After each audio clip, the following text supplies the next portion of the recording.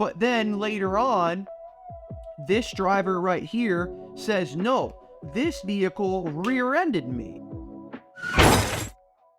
If you would like to go to our website, texascaraccidents.com, you could answer 5 questions to see if you have a case, and one of our friendly experts in simplifying Texas car accidents will be there for you.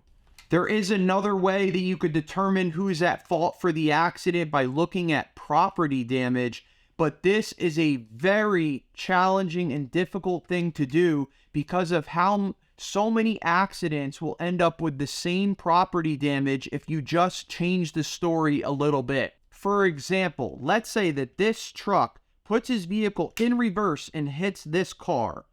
But then later on, this driver right here says, no, this vehicle rear-ended me.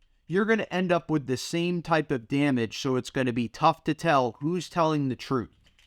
In another example, the lane change type of accident. Let's say that this vehicle right here merges into this lane and causes impact.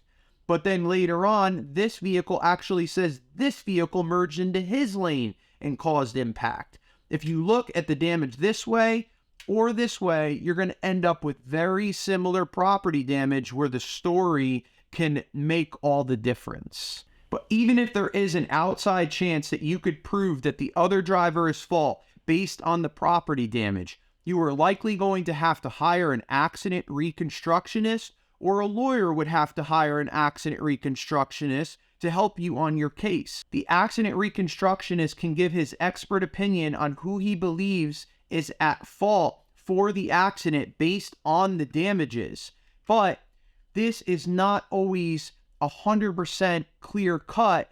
The expert can only give his opinion on who he believes at fault. There's also other ways that an accident reconstructionist can help prove who's at fault by downloading the data that is in the vehicle. The data may show how fast someone was going at impact. The data may even show the wheel angle of someone at the time of impact, but not all vehicles have data, and nevertheless, this is still a very expensive thing to pursue. So now you or the lawyer have to make the decision on whether or not it's beneficial to spend a lot of money at proving that you're not at fault for the accident. I hope that this video has helped you prove that you are not at fault for your accident. If you would like to go to our website, texascaraccidents.com, you could answer 5 questions to see if you have a case, and one of our friendly experts in simplifying Texas car accidents will be there for you.